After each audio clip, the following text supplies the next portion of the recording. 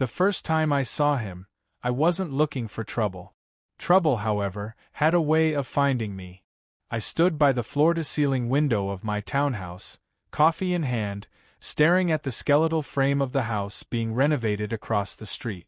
It had been abandoned for years, an eyesore in an otherwise pristine neighborhood.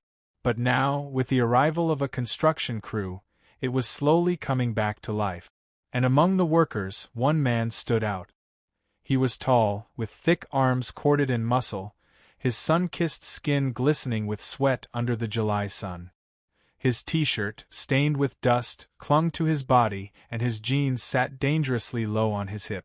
Even from across the street, I could see the confident way he moved, effortless, unbothered, as if he had the world figured out. I hadn't realized I was staring until my husband's voice broke the spell. Another meeting was added to my schedule, Nathan said, adjusting his cufflinks. I'll probably be home late. Again. Nathan was a corporate lawyer, sharp as a blade and just as cold. He was everything I had once thought I wanted: stable, ambitious, respected. We had been together for 8 years, married for 5. But somewhere along the way, the fire between us had burned out, leaving behind only embers struggling to stay alive. I turned to him, forcing a smile. I'll keep dinner warm. Nathan barely glanced at me before grabbing his briefcase. Don't wait up. The door clicked shut behind him, and the silence in the house stretched unbearably. I exhaled, my fingers tightening around my coffee mug. It was always like this: short conversations, empty promises, the kind of routine that turned love into obligation. As if pulled by an unseen force, my eyes drifted back to the construction site. The man I'd been watching had his shirt slung over his shoulder now, his torso lean and chiseled. He wiped sweat from his brow before turning in my direction. Our eyes met.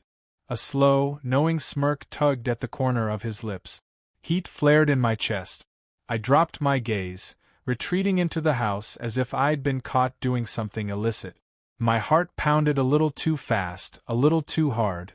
What the hell was I doing? The first real touch happened later that week. A casual brush of fingers as I handed him a bottle of water. An innocent gesture, but the way his rough skin lingered against mine sent a bolt of electricity through me. His gaze darkened. Ethan. I swallowed. Yes. He didn't say anything. Just watched me, waiting. Giving me the chance to walk away. I didn't. The first time it happened, I told myself it was a mistake. A lapse in judgment. A moment of weakness. But it wasn't. It was inevitable. One evening, when the summer heat pressed heavy against my skin, I found myself outside again. Daniel stood by his truck, arms crossed, watching me approach like he had been expecting me all along. "Thought you might come by," he murmured, voice thick with something I couldn't name. I swallowed hard. "I shouldn't be here. But you are."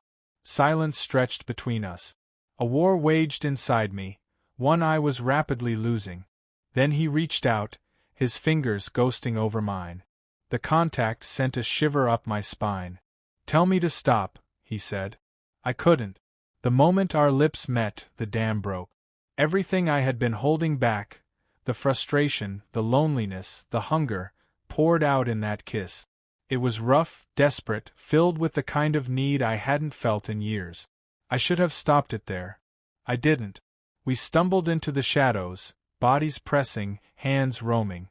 My wedding ring burned against my skin, but I ignored it. For the first time in forever, I felt alive. And I didn't want it to end. Guilt hit me in waves. It crashed into me the next morning when I woke up alone, my body aching from Daniel's touch. It followed me through the day, lingering on my skin like a bruise. I stood in the shower longer than necessary, letting the water scald my skin, as if it could erase what I had done. But nothing could take back the way I had unraveled in Daniel's arms, the way I had moaned his name like it belonged to me. Nathan came home early that evening.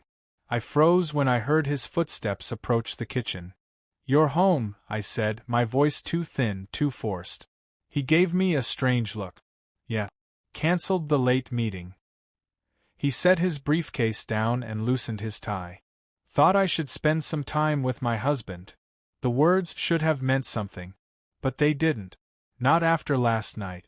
I turned back to the stove, stirring the pot of pasta like it was the most interesting thing in the world. My hands shook.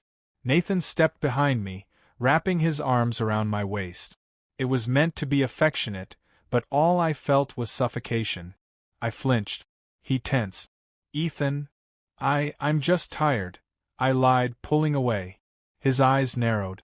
I could feel him studying me, putting together the pieces of something I wasn't ready to admit. A long silence stretched between us before he finally spoke. "Are you hiding something?" I forced a chuckle. "Of course not." Nathan was silent for a moment too long. Then he nodded, but I could see it, the doubt flickering behind his eyes. That night, I lay in bed beside him, staring at the ceiling while he slept.